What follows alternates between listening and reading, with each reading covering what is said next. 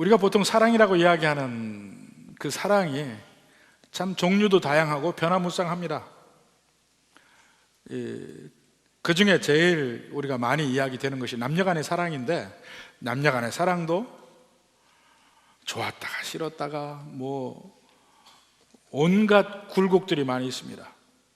그러다 보니까 이제 그 사랑이 영원하기를 바라는 마음의 표현들이 여러 가지가 있어요. 아무데나 글을 써놓고 누구와 누구 사랑한다 해놓고, 또 이 다리만 보면 거기 열쇠들이 다 있습니다. 중국의 유명한 산에 가도 이 천길 낭떠러지 위에 이 철로 된 쇠사슬로 된 난간이 있는데, 거기에 자물쇠들이 덕지덕지 꽉 차게 붙어 있고, 아예 그 뒤에 그 자물쇠를 파는 상점이 있어요. 그럼 거기서 특별히 돈을 더 내면 이름까지도 다 적어놓고 사연도 적어주고 열쇠에다가 거기다 붙이는 거예요. 그래서 왜 거기다 붙이냐 그랬더니, 거기다 자물쇠를 붙여놓고 잠가놓고 열쇠를 천길 낭떠러지 밑으로 또 던지는 거예요. 저 밑에는 아마 광산이 생길 거라 그랬어. 나중에 다시 못 찾게, 다시 열쇠를 못 풀게, 오래가게. 근데 그런 바람이 많다는 건 곧 뭘 반증해요? 오래가지 않는다는 걸 반증하는 거야. 우리의 화학작용으로 사람이 보고 싶어서 못 사는 그러한 감정이 드는 것은 2, 3년이라고 보통 이야기를 합니다. 그러니까 처음에 남녀가 만나서 사랑하고 결혼하고,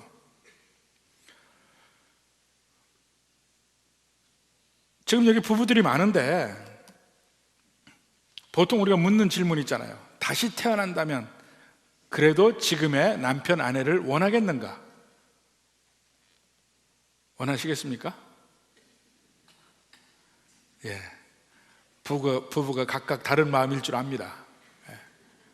표현은 안 하지만. 근데 그건 또 다시 태어난다는 거잖아요.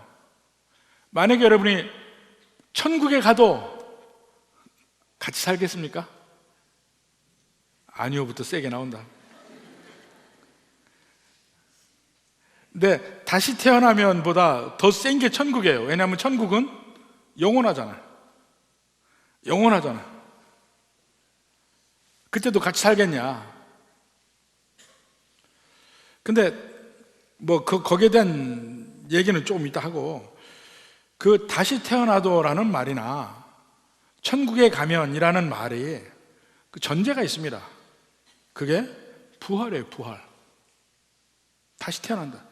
부활이 있어야 그런 모든 말에 비로소 의미가 있는 것인데, 오늘 예수님께서 그 부활의 문제를 다루게 됩니다. 예수님이 다루려고 한 게 아니고 사두개인들이 와서 그 주제로 예수님과 논쟁을 시작한 것입니다.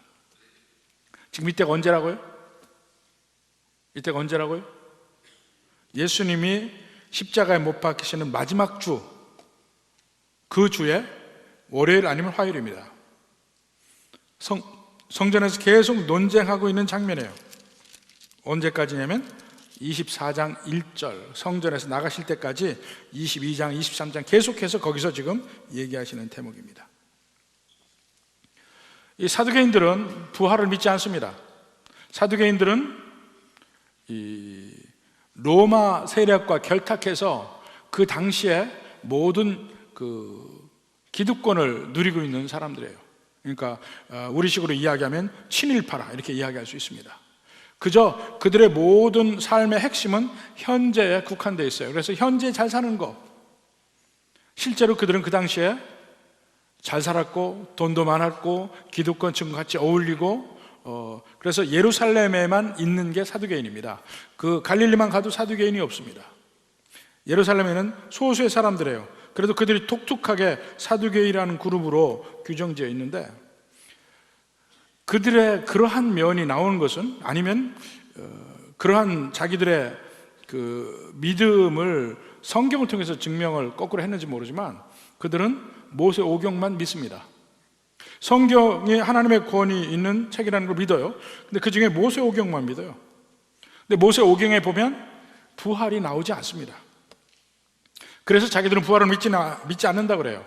반면에 바리새인들은 부활을 믿어요. 서로 계속해서 논쟁을 합니다. 그러다가 어느 날 갑자기 새로운 선지자가 나왔다고 하는데 그분은 부활이 있다고 이야기하더라. 특히 예수님이 지금 죽으시는 그 주에, 죽으신 뒤에 바로 일주일 안에 부활할 거 아니에요. 바로 그 중요한 때에 사두개인들은 그 부활의 문제를 가지고 예수님을 완전히 한 번에 공격해서 그 논리적으로 넘어뜨리려고 옵니다. 그래서 23절, 24절 먼저 볼까요?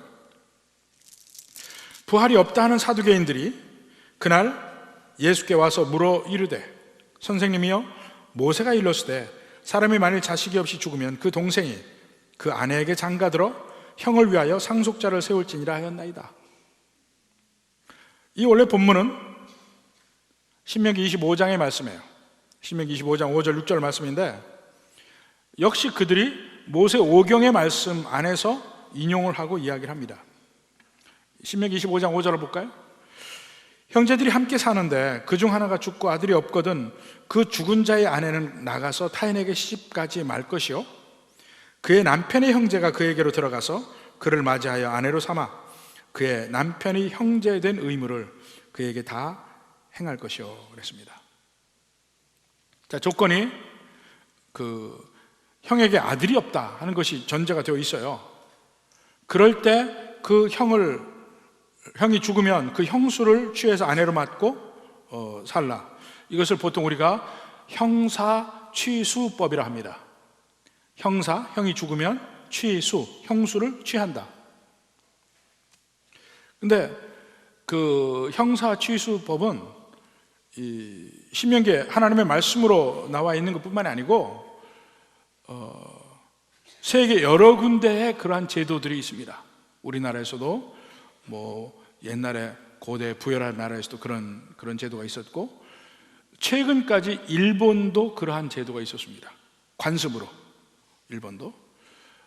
근데 그런 제도들이 왜 나오냐 하면 그대로부터 몇 가지 의미가 있습니다. 물론 하나는 가계를 잇기 위한 법. 그러니까 오늘 신명기 25장에도 보면 형이 죽고 아들이 없으면 이라는 것이 전제가 되어 있잖아요. 그 계보를 잇기 위해서라는 의미가 하나 들어가고 또 하나는 일종의 사회보장 제도입니다. 여자가 남편이 없어지면 모든 사회적, 경제적 지위를 잃게 돼요. 바로 이 문제를 보완하기 위해서 그 가족에서 그것을 책임지라 하는 의미로 이 형사취수법이 생겼습니다. 그러니까 사회적 지위, 형과 결혼했을 때 사회적 지위도 인정을 받죠.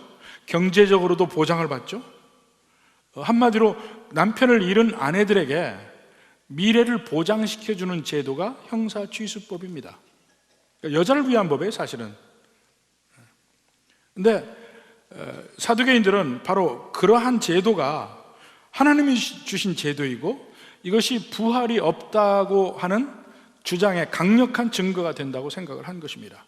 왜냐하면 이제 그들이 그 다음에 예를 들죠. 25절부터 28절까지. 우리 중에 7형제가 있었는데 마지가 장가들었다가 죽어 상속자가 없으므로 그 아내를 그 동생에게 물려주고 그 둘째와 셋째로 7째까지 그렇게 하다가 최후에 그 여자도 죽었나이다.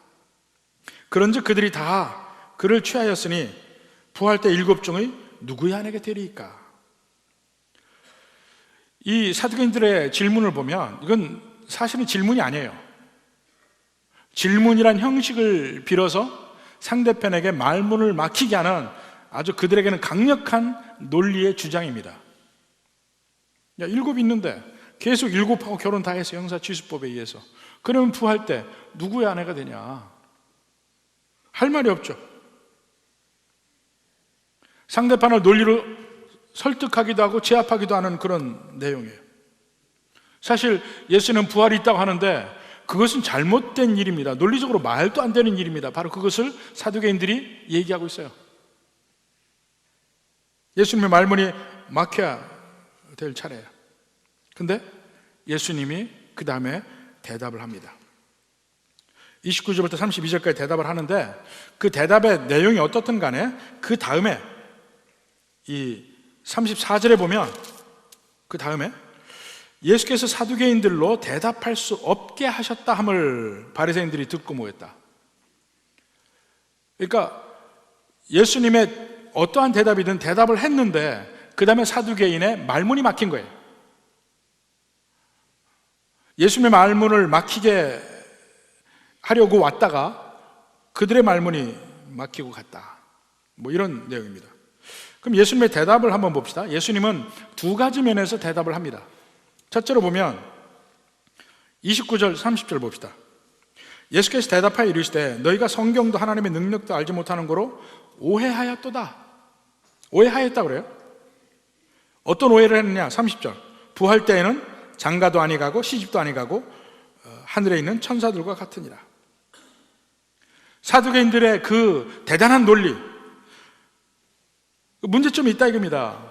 그 문제점이 뭐냐면 이 지구상에서 가장 근본적인 우리 사회 제도, 결혼 제도가 천국까지도 계속 이어질 거라고 생각을 했습니다. 근데 이 세상의 그러한 면이 다음 세상에 이어진다는 그런 사상은 많이 가지고 있었죠. 화려한 무덤들, 다 죽음 뒤에 사후세계에도 연결이 된다고 생각하기 때문에 그런 화려한 무덤들이 있었고, 예를 들어 진시황의 그 병마용이라는 것도 사후에 그가 계속 왕으로 있을 것이고 병사를 거느릴 것이고 이런 생각이 있습니다. 사후에도 자기 가족 관계는 계속 같이 있어야 돼. 특히 자기와 함께 했던 여자들, 아내들은 함께 가야 돼. 이게 순장제도예요. 사후에도 연결이 된다고 생각했으니까. 사두개인들도 그렇게 생각한 겁니다. 결혼제도가 연결될 것이다. 그러니까 그들이 이런 논리를 가지고 자기들이 모일 때마다 얼마나 이게 자기들의 그야말로 안주가 되고 반찬이 되고 했겠습니까? 자기들 연회 때마다. 바리새인들 그것들을 알지도 못하면서 말이야, 이러이러한 논리를 생각해보자. 천국에 그런 일이 어떻게, 그렇게 되면 이 혼란을 천국이 어떻게 잡냐? 말도 안 되는 소리다. 근데 한 가지 그들의 문제점이 뭐예요? 예수님이 지적하신 대로 천국에는 결혼제도가 없다. 결혼제도는 이 땅에만 있는 임시적인 제도다 이겁니다. 임시적인 제도. 그리고 어떠한 임시적인 제도냐면 우리와 하나님의 관계를 경험해 볼 수 있는 임시적인 제도이다. 심지어는 부모와 자식 간의 관계도 마찬가지예요. 이 땅에 있는 임시적인 제도예요. 오늘날 이 세상에서는 사랑이라는 면을 아주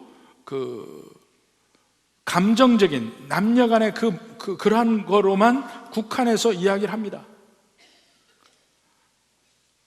그러니까 꿈꾸는 게 시내에 나갔다가 우연히 어떤 사람을 마주쳤는데 거기서 서로 눈에 스파크가 일어나고 갑자기 마음이, 심장이 두근두근 거리고 그 사람을 보지 않고는 견딜 수가 없고 그래서 막 쫓아가고 마침내 맺어지고. 근데 그 애틋한 면, 그런 면은 요즘은 좀 옛날보다는 없어진 것 같아요. 지금은 얘기하고 싶으면 즉각 얘기하잖아. 좀 기다린다거나 마음이 조마조마한다거나 그런 게 없는 것 같아요. 바로바로 얘기해.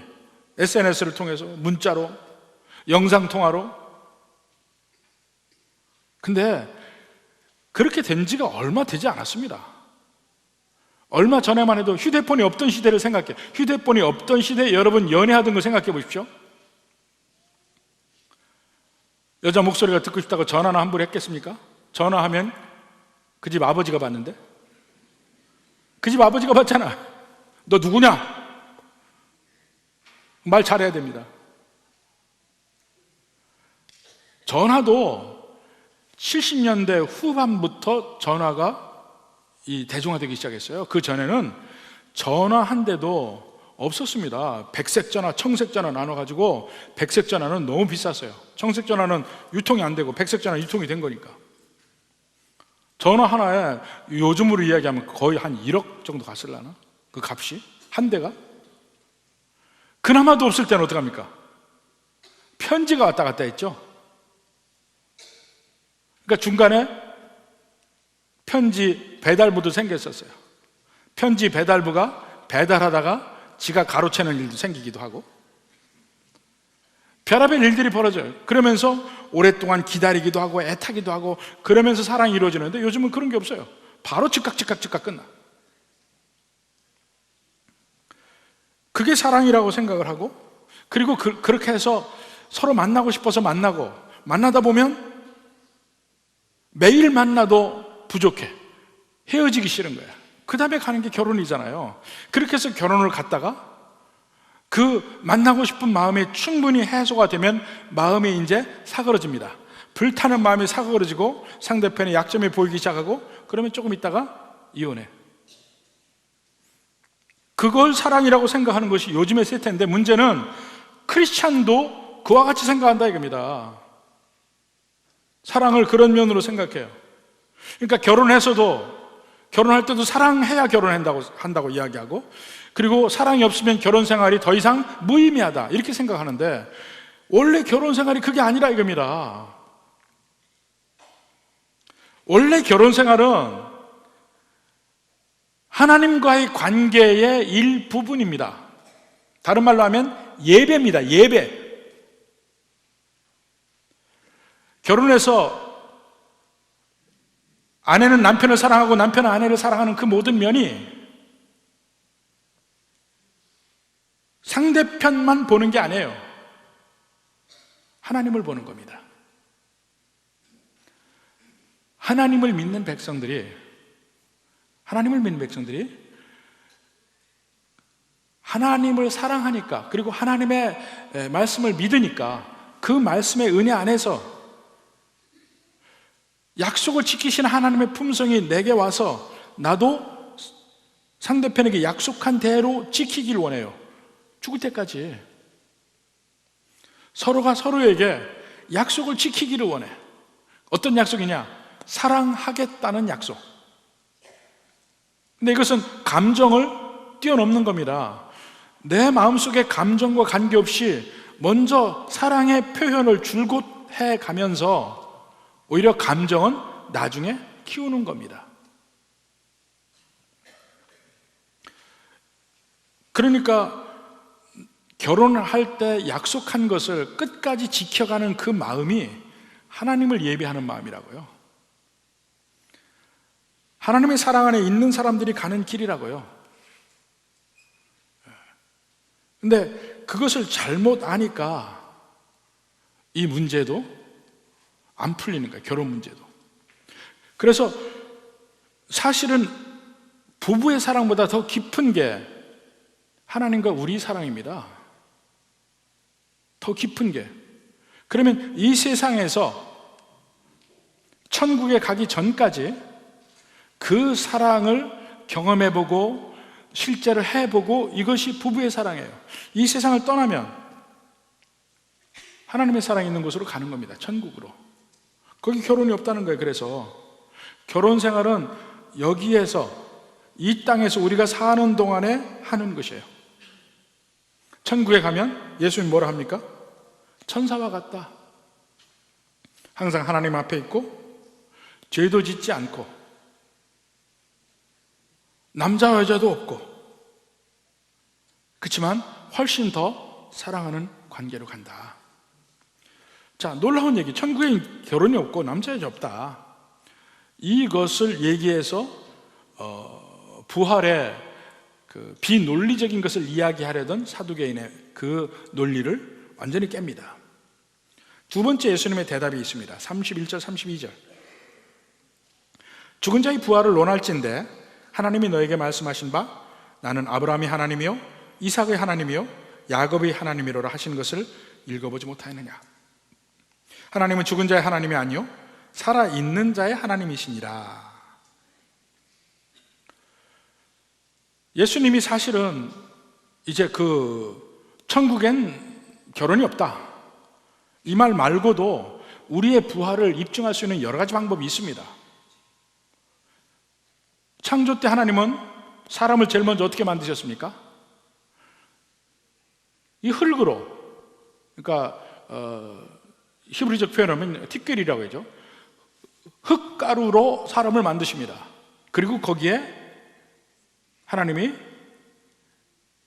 후하고 하나님의 호흡을 불어 넣으셔서 살아있는 존재가 되었다, 그거예요, 창조가. 그러면 사람이 죽어서 다시 이 몸이 흙으로 돌아가 있을 때 그 흙으로 가 있는 그 몸에서 다시 그것들을 모아서 사람을 다시 부활시킬 수 없느냐 이거예요. 같은 능력이지. 무에서도 만드셨는데. 다니엘서 12장 2절 봅시다. 땅이 티끌 가운데에서 자는 자 중에서 많은 사람이 깨어나, 자는 자 중에서, 죽은 사람을 자는 자라고 성경에서 표현하죠. 많은 사람이 깨어나 영생을 받는 자도 있겠고 수치를 당하여서 영원히 부끄러움을 당할 자도 있을 것이며, 나중에 마지막 날에 모든 사람이 자는 데서 깨어나리라. 첫 번째 부활은 다 있어요. 예수님 안 믿는 사람조차도 다 있어요. 근데 다 첫 번째 부활을 해서 하나님의 심판대에서 천국 갈 사람은 영원히 천국에, 지옥 갈 사람은 영원히 지옥에, 심판 후에도 영원히 삽니다. 그 영원히 사는 게 문제예요. 아주 사두개인이 말하는 것처럼 아예 없어지면 좋은데 그게 아니라 성경은 뭐라 합니까? 부활해서 영원히 사는데 사는 곳이 문제예요. 천국이냐 지옥이냐. 이사야서 26장 19절, 주의 죽은 자들은 살아나고 그들의 시체들은 일어나리이다. 티끌에 누운 자들아 너희는 깨어 노래하라. 주의 이슬은 빛난 이슬이니 땅이 죽은 자들을 내놓으리로다. 부활에 대해서 분명히 성경에서 이야기합니다. 욥기 유명한 구절도 있죠. 욥기 19장 25절 26절. 내가 알기에는 나의 대속자가 살아계시니 마침내 그가 땅 위에 서실 것이라. 구원자가. 26절에 내 가죽이 벗김을 당한 뒤에도, 죽은 뒤에도 내가 육체 밖에서 하나님을 버리라. 육체가 죽어도 심지어는 내가 죽지 않는다는 것을 보여주고 있습니다. 그 외에도 시편의 여러 군데에서도 부활을 이야기합니다. 또 바로 직전에 22장 직전에 17장에 보면 예수님이 변화산상에서 희게 변할 때 누구와 얘기합니까? 모세와 엘리야하고 얘기를 해요. 그들이 부활하지 않았으면, 죽어도 사는 일이 없었으면 그들이 어떻게 예수님 앞에서 수천 년 뒤에 얘기를 하냐고요. 다 그런 얘기를 할 수 있습니다. 또 예수님이 얘기하신 이때는 예수님의 부활이 일주일도 안 남았어요. 그럼 심지어는 일주일쯤 뒤에 다시 한번 얘기할까? 뭐 얘기할 수도 있죠. 그렇게 안 하시고 아주 간단한 얘기를 하십니다. 32절 말씀이 출애굽기 3장 6절의 말씀이에요. 거기 보면 뭐라고 되어 있냐면, 하나님이 모세에게 나타나셔서 하나님을 스스로 소개하고 있는 장면이에요. 또 이르시되 나는 내 조상이 하나님이니 아브라함이 하나님, 이삭의 하나님, 야곱이 하나님이니라. 이렇게 하나님이 스스로를 소개해요. 굳이 예수님이 이 32절 말씀을 한 이유는 사두개인들이 모세 오경만 믿잖아요. 그러니까 시편을 얘기해도 잠언을 얘기해도 안 통해. 모세 오경 안에 있는 말을 한 겁니다. 출애굽기에 있는 말을. 자, 당신들이 믿는 출애굽기를 보면 하나님이 아브라함의 하나님, 이삭의 하나님, 야곱의 하나님이라고 했다 이거예요. 이걸 가지고 어떻게 생각하느냐? 모세 오경에는 하나님의 언약이 나오죠. 아브라함의 언약, 모세의 언약이 나와요. 근데 이 아브라함의 언약이 영원한 언약이라고 이야기를 해요. 아브라함과 그 자손들에게 영원히 주시는 언약이에요.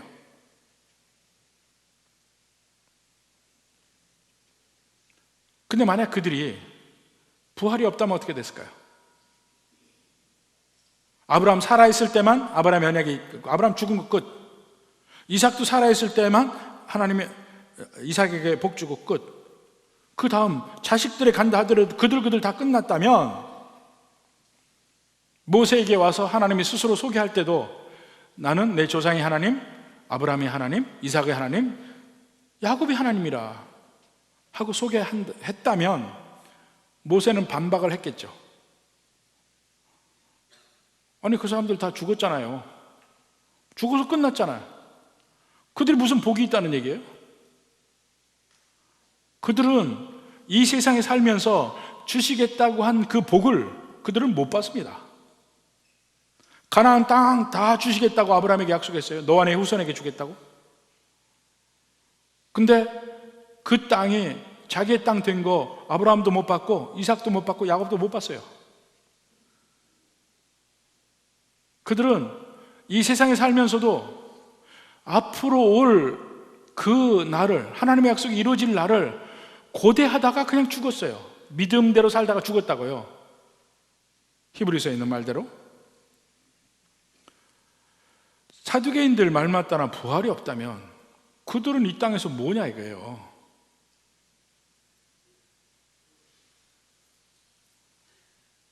그러니 그런 식으로 소개해서 모세에게 왔던들, 모세가 나도 이 세상에서 내가 원하는 대로 살다가 죽으면 그만이지 뭘 믿을 게 뭐가 있어요. 아브라함의 하나님하고 나한테 얘기해봐야 뭐 할 겁니까? 하고 얘기할 수 있어요. 바로 그런 식으로 믿고 산 사람이 사두개인들이에요. 내가 죽으면 끝이지, 이 세상에서 우리 잘 살자.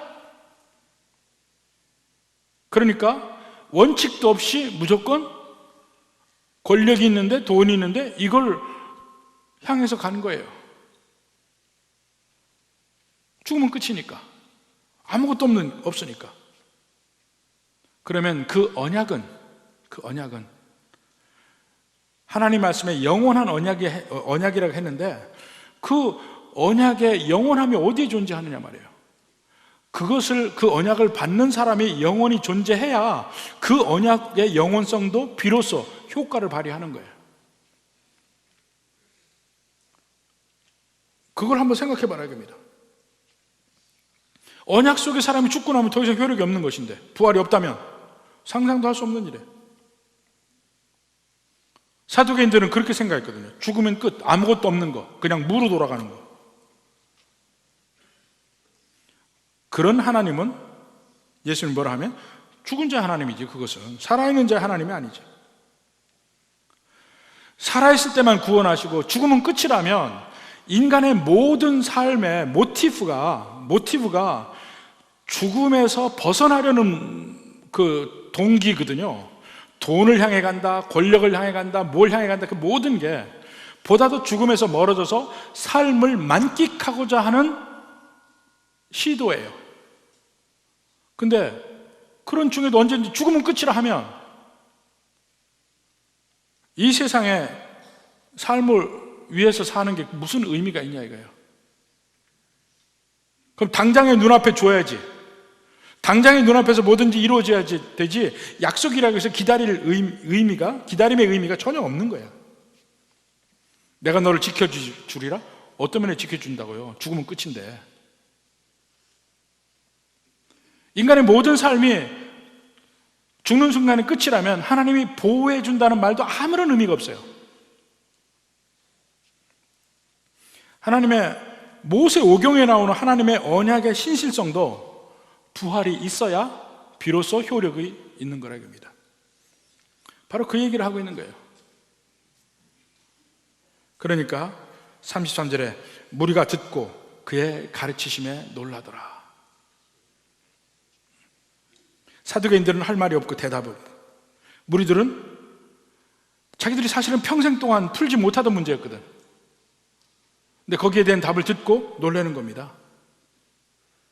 우리도 사실은 천국에 대해서 그렇게 아는 것이 많지가 않습니다. 근데 하나님의 말씀을 가지고 이 세상에서 유추해 볼 수 있는 건 얼마든지 있어요. 왜 우리가 성경을 보고 성경을 읽고 성경을 공부하냐면 우리의 기존의 사고 틀에서는 전혀 이해할 수 없는 것들이 여기 있어요. 그래서 계속 우리는 놀라게 됩니다. 저도 예수님의 가르침에 끊임없이 놀라는 겁니다. 성경에 있기 때문에 그 당연하게 생각하면 성경에서 알 수 있는 게 전혀 없어요. 우리 삶에 이것이 있다면 하고 좀 내 삶에 배치를 해놔야 돼, 성경의 모든 말씀들을. 그러면 정말 말도 안 되는 놀라운 일들이 성경에 계속 기록되어 있는 것입니다. 여러분 주변에 말씀 한마디에 중풍병자가 일어나 걸은 걸 본 적이 있냐고요? 평생 동안에. 오랫동안 내적인 병, 혈루병을 앓던 사람이 갑자기 예수님 옷깃을 닿았을 때 나았다? 이런 걸 본 적이 있냐고요? 놀라운 일들의 연속입니다. 오병이어 익히죠. 빵 5개 놓고 먹기 시작했는데 2만 명이 먹었다. 본 적이 없어요. 그런 놀라운 일들, 그리고 그 예수님 우리에게 가르치는 그 모든 가르침도 사실은 놀라운 것들입니다. 왜 놀라우냐? 우리 상식을 뛰어넘는 일이기 때문에. 근데 그 예수님의 가르침을 우리 상식을 뛰어넘기 때문에 우리는 믿음으로 받아들일 수밖에 없거든요. 근데 받아들여서 그 일을 순종하면 실제로 그 일이 일어나는 걸 경험할 수 있어요. 예를 들어서 원수를 사랑하라. 이건 우리 상식에 도저히 말도 안 되는 일이에요. 그런데 해보면 그게 왜 내게 복이 되는지도 나중에 경험할 수 있게 되고, 이렇게 말씀하신 예수님이 나를 사랑해서 그러셨구나 하는 것을 나중에 알게 되고 놀라는 겁니다. 또 하나 볼까요?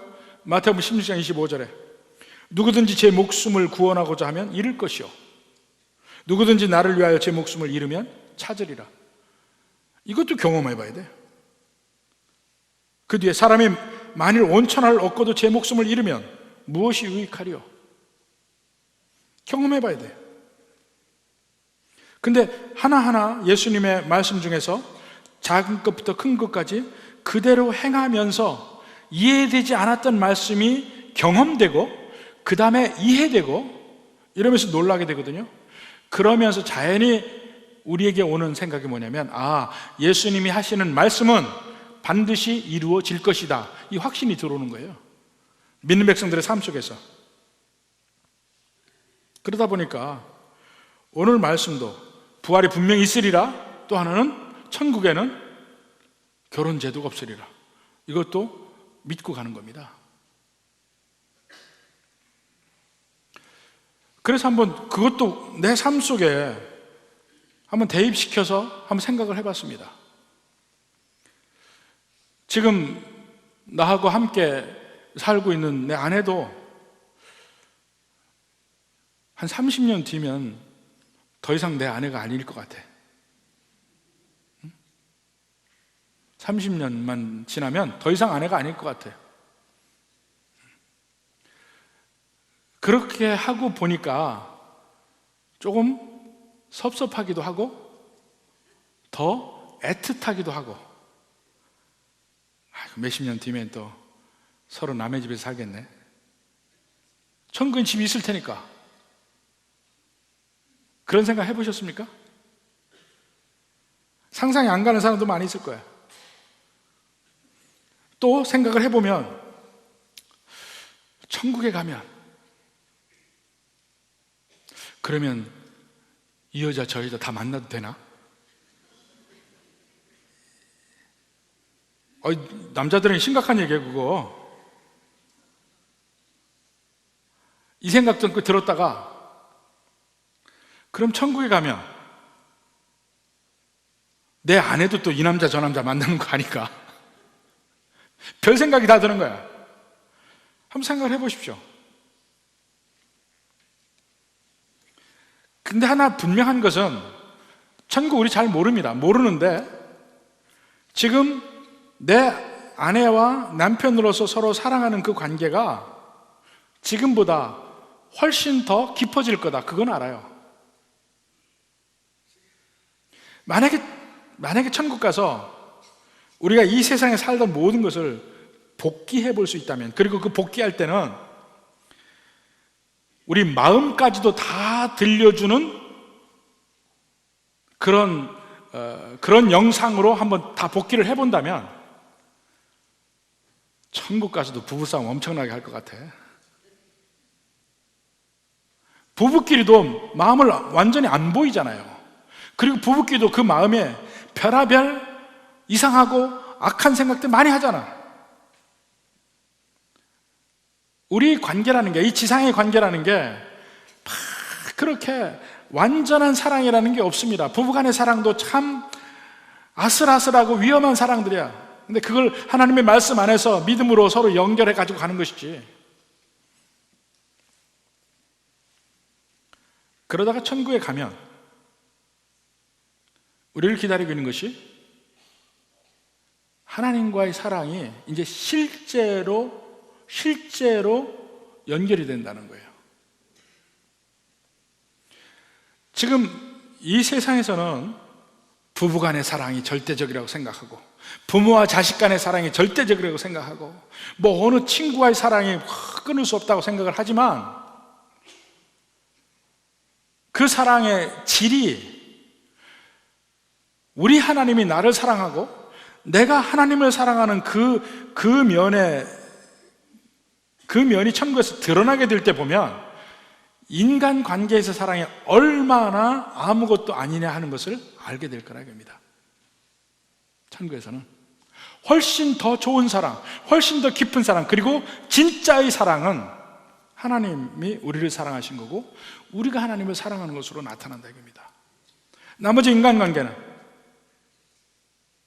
겉핥기예요, 겉핥기. 그래서 예수님의 제자가 되려면 부모도 미워하라고 이야기하고 아내도 미워하라고 자식도 미워하라고 얘기하는 게 바로 그겁니다. 그것을 실제 미워하라는 얘기가 아니고 그 관계의 우선에서 그것보다 훨씬 깊은 관계가 하나님과 우리 관계라는 거예요. 단지 하나님과 우리 관계가 보이지 않는 때에 이 지구상에서 실제적으로 그림자처럼 그걸 해보는 관계가, 사랑을 해보는 관계가 부부의 관계, 부모 자식과의 관계라 이겁니다. 그러니까 우리는 결혼할 때 언제까지 잘 살려고 그래요? 검은 머리가 파뿌리 될 때까지. 파뿌리가 허여니까 나이 들 때까지. 죽고 나면 그건 임시적인 거라니까. 모든 인간관계의 사랑은 임시적인 거예요. 진짜는 하나님과 우리와의 관계의 사랑, 그 하나님의 은혜 안에서 서로 사랑하는 사랑, 가족의 사랑, 이게 나중에 나오는 거예요. 이사야서 55장 3절 봅시다. 인간의 사랑은 불완전하고 영원하지도 않아요. 하나님의 사랑은 완전하고 영원한 것입니다. 하나님이 얘기하셔요. 너희는 귀를 기울이고 내게로 나와 들으라. 그리하면 너희의 영혼이 살리라. 내가 너희를 위하여 영원한 언약을 맺으리니 우리의 결혼 언약은 100년이 못 가요. 곧 다윗에게 허락한 확실한 은혜이니라 라고 되어 있는데, 이 은혜란 말이 사실은 원래는 사랑이니라예요. 확실한 사랑. 영어 성경 보세요. 영어 성경에는 사랑이라고 나옵니다. steadfast love라고 나와요. 하나님과 우리의 관계는 우리 구원의 궁극적인 목표, 하나님과 깊은 사랑의 관계에 들어가는 거예요. 근데 그 전에 이 세상에서는 그것이 그 하나님과 사랑이 깊은 관계, 천국에서 확실하게 되어지기 전까지 하나님께서 우리에게는 서로 사랑하라고 이야기합니다. 그걸 훈련해보는 거예요. 실제로 해보고 사랑이 얼마나 귀한지도 알아보고, 그러다가 진짜의 사랑을 천국에서 하는 것입니다. 이런 면을 유일하게 유추해 볼 수 있는 것은 제 머리에서는 우리 다 아주 어렸을 때는요,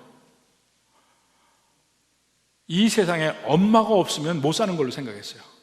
누구나 다 엄마가 없으면 못 사는 걸로 알았어요. 엄마 눈에 보이지만 않으면 이 세상 끝나는 건 줄 알았어요. 그러다가 한 20년 지나니까 그 엄마를 뒤로 하고 새로 만난 여자한테 가요. 우리 사랑이라는 게 그런 거라니까. 원래는 이 사랑 없으면 못 살겠다, 절대로 안 될 텐데, 아니요, 그 다음에 더 새로운 단계의 사랑으로 가요. 지금 우리도 서로 부부간에 서로 없으면 못 산다, 좋습니다. 있어서 못 살겠다, 30년만 참아. 깊은 사랑으로 더 갈 거예요. 더 깊은 사랑으로. 지금 열심히 상대편에게 정말 헌신하는 걸 해봐. 얼마 되지도 않아요. 몇십 년. 깊이 열심히 헌신해. 근데 헌신하면서 상대편에게 내 정이 가는 걸 경험해 보라 겁니다. 그리고 천국 가면 진짜 사랑을 하나님께로부터 받을 것이요, 나도 하나님을 사랑할 겁니다. 그리고 그 사랑 안에서 천국의 사람들이 지금 가장 깊은 인간의 사랑보다 더 깊은 사랑을 모두 할 것입니다. 정확하게 어떻게 되는지 몰라요. 분명히 어머니를 사랑하는 데서 한 여인을 사랑한 것처럼 되는 것처럼 천국 가면 얼마든지 지금보다 훨씬 좋은 우리의 사랑이 기다리고 있다고 생각해요. 무엇보다도 하나님의 사랑이 있습니다. 이 사랑을 바라볼 때 진정한 천국의 소망이 있는 것입니다. 부디 은혜로 사시기를 주님의 이름으로 축원합니다.